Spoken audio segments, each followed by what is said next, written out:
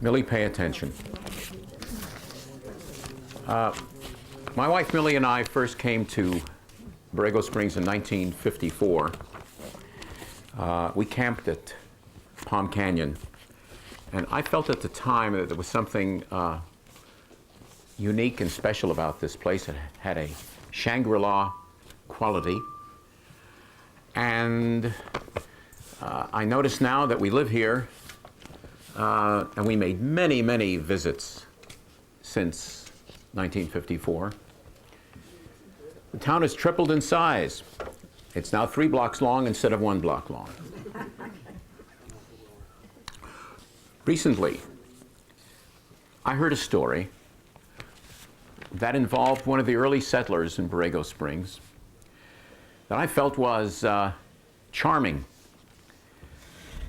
and had a little humor to it. And it has 2 important elements that appeal, I think, to American audiences. One is that it's a touch of the Old West. And the other is that it gives us a sample of American justice in the most positive way. I'm a little nervous about people standing over there. Adlai Stevenson once said to a group before he began to speak, he said, "My job is to talk, your job is to listen. If you finish before I do, please leave quietly." I hope that's not what you have in mind. This is the story of Gilbert's Gap, or the fight for Clark's Well Road. Gilbert Lewis Rock first came to Borrego in 1928. And I guess he too was taken with its isolation and its natural beauty and its charm. At the time, he was a fireman in Los Angeles, but that didn't stop him from coming back again and again. He helped some nieces and nephews get established in Clark Lake on homesteaded land. And in 1936, when he retired from the fire department in Los Angeles, he brought his family out here. His wife was Nancy Eudora, a pianist, and it had been her ambition to become a concert pianist. So I think you can appreciate her frustration when her husband brought her to Clark Lake. Nevertheless, here they remained, off and on, for many years, until the 1960s. In 1961, the University of Maryland, as part of a consortium consisting of other universities and NASA and other government agencies, began to plan a radio telescope at Clark Lake. William Erickson, Dr. William Erickson, the leader of this project, was impressed with Clark Lake because of its isolation and the fact that it would not be impaired or affected in any way by radio signals coming from any source whatsoever.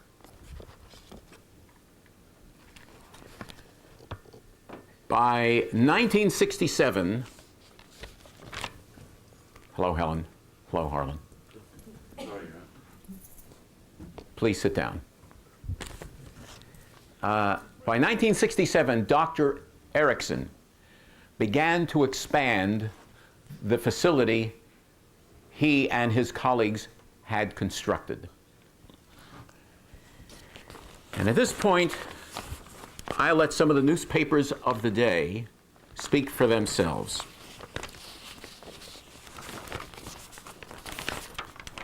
This is the Los Angeles Times, dated September 24th, 1967. Keeping in mind, Gilbert Rock and his family had now been living on their settlement at Clark Lake for many years. The headline of this article, Los Angeles Times, says, "There's ruckus on road used by desert man and stargazers." And in the Harrisburg, Virginia, Daily News Record, dated September 25th, 1967, Rock refuses to budge. Desert dweller doesn't like observatory as his neighbor. I'll continue in a moment, but I'll explain the problem. Clarkswell Road was used by Gilbert Rock to travel between the highway and his property, and it cut across Clark Lake. And it cut across property not owned by Gilbert, but it was the shortest route. And he discovered, when the University of Maryland built this radio telescope facility, that they were extending wires, which were part of the antenna, across the road. And he didn't like it, so he ignored it. And every time he drove by, he wrecked a little piece of their observatory. Now we have the San Diego Union, September 25th, 1967. We have two articles side by side. The larger one says, "Radioscope near Borrego to steer with the stars." A combination measuring tape, hearing aid, and mechanical mathematician to catalog the world's galaxy and unknown space is underway on desolate Clark's Dry Lake, northeast of here. And right next to it goes on and on. I'll spare you all the details because it's not important. A much shorter article to the side of the larger one says, and this one we'll get into, "Borrego area man fights for road shortcut. A 78-year-old desert dweller will appear before Superior Court Judge Richard B. Alt Thursday to find out whether he will be barred from crossing the site of a $1 million observatory. The University of Maryland is building the radio observatory, and it has charged that Gilbert L. Rock has been waging a one-man war against the project." It goes on to give the background, the fact that he's lived there since 1928, not entirely accurate, but good enough. This summer, the university strung up a 2-mile-long, 1-mile-wide network of antenna towers flanked by wires and hoops in front of Rock's 80-acre homestead. Rock insists he has the right to drive across the lake bed to his own, unobstructed. Now it gets more interesting. Robert F. McGinnis, attorney for the university, now the lawyers get involved, says that Rock has, quote, "cut wires and knocked down barricades and has jumped on a tractor involved in new construction and threatened the driver," unquote. Also charged McGinnis, he has interfered with the operation of the project's antenna. I guess that's putting it mildly. Rock is quoted as saying, "They're not going to keep me from going over roads I've used since '28.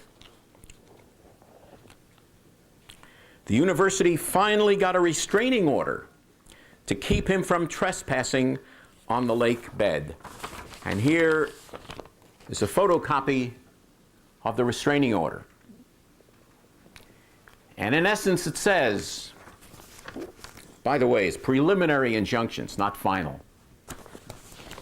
University of Maryland, an agency of the state of Maryland, versus Gilbert L. Rock. And it basically says, for the time being, stay out. Well, Gilbert Rock got his own lawyer. And in the courtroom of Superior Court Judge Alt, late in that year, 1967, there was a hearing. Rock's lawyer was there. University's lawyers were there in their three-piece suits. I'll tell you who else was there. All of Gilbert Rock's friends from Borrego Springs. The cattle drivers and the mule skinners and the prune pickers. And all the desert rats. And they filled the courtroom. And Judge Alt heard the story. You know what he said? I got to see this for myself. I can't believe it. So out to Borrego came Judge Alt. And he was shown this radio telescope facility which stretched across the expanse of the dry lake. And he was shown the old road that cut right across this facility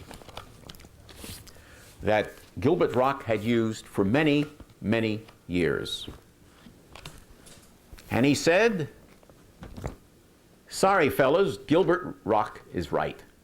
You're going to have to fix this in some way to make it all come out right, but you can't stop him from driving across.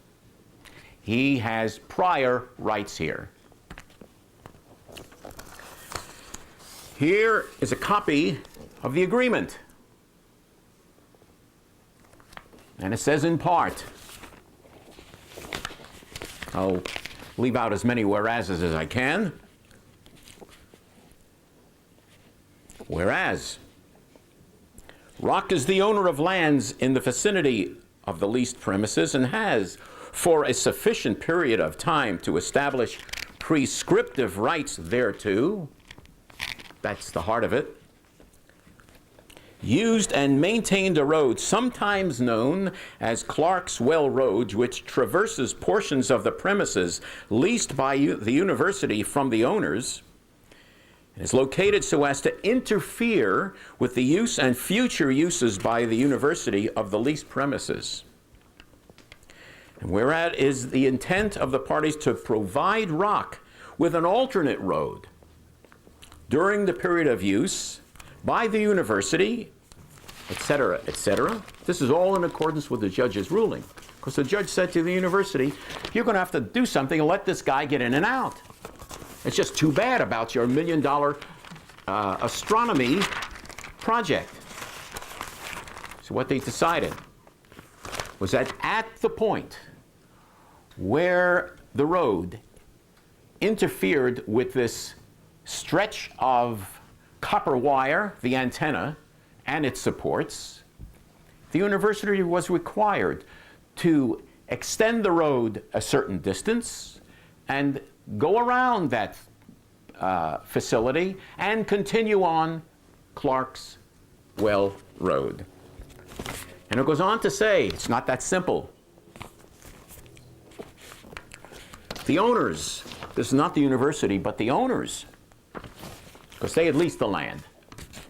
The owners will provide Rock and his successors in interest a perpetual easement to Old Clark's Wells Road, and said perpetual easement will be a minimum of 14 feet in width and will provide for the use by Rock and his successors, so he can pass this on to other people.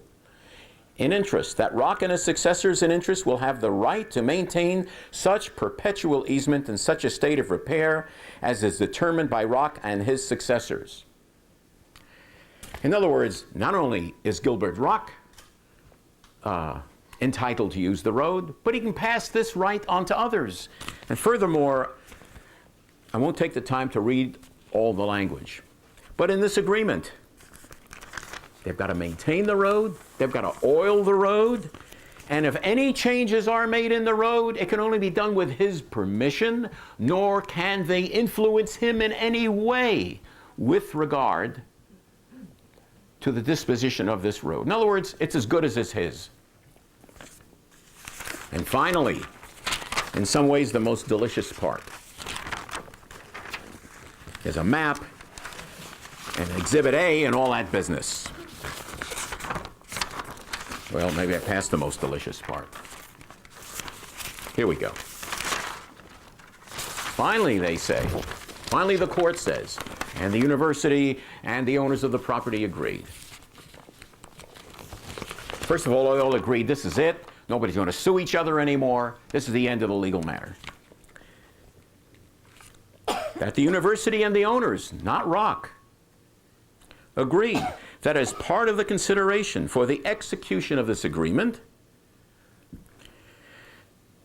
said university and owners will pay simultaneously with the execution of this agreement to Rock and to Roy H. Gann, legal counsel for Rock, the amounts as follows. To Rock, the sum of $550. That's what he had laid out in his defense. To Roy H. Gann, his attorney, the sum of $1,200. That's the money that Rock owed his lawyer. And in witness thereof, and here you're going to hear some familiar names. In witness whereof the parties hereto have executed this agreement, the day and year first above written, the date of this agreement. George J. Kurtz III, these are the owners. Patricia K. Sharman, Clara Lee Smith, anybody recognize any of these names? A. Bernand III, Charlotte K. Hamilton, the University of Maryland, and finally, Gilbert L. Rock. Well, that kind of finishes the story. As I said earlier, this has two elements, which in my opinion make it so charming. A touch of the Old West.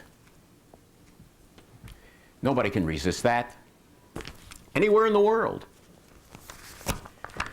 And secondly, an example of American justice at its finest.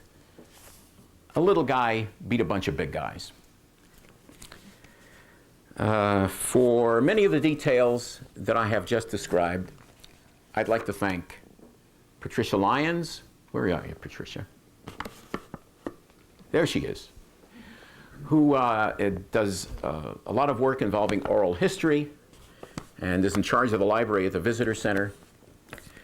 And a daughter of this man, Gilbert Lewis Rock, who lives in Borrego Springs, who gave me quite a bit of material, which I'm always happy to review. Her name is Nancy Ellis. She's right here. Nancy, would you like to say something about your father?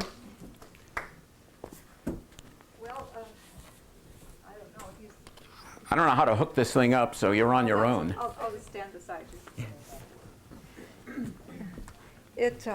It was an exciting time in my life. I wasn't living here. When Dad got on a program, he fought it through. He was a little feisty guy. And part of the things we've left out is my father would call me and say, there's going to be a battle, and I need you here. And so my husband would say, oh my God, we have to go down there. We'd be driving over into the valley, and there would be a cloud of dust coming across the dry lake that way and a cloud that way, and my husband would stop the car and he says, I'm not going in there. And it wouldn't, I said, it's not really a battle. Come to find out, Dad did shoot at people, but he didn't hit them. If he had meant to hit them, he would have. And as it turned out, they did spread the antennas apart for Dad, and that's how it got the name Gilbert's Gap. And Will Cronin, who Dad did shoot at, was very kind after Dad passed away and wrote me a beautiful letter, and he didn't hold a grudge. Lynn Cronin was completely endeared to Dad for shooting at Will because she wanted to divorce him anyway, and that did happen. But it was it was an exciting time, and Dad got through it. Thank you.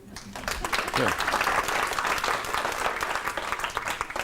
If somebody will separate me from this, I would appreciate it. original document.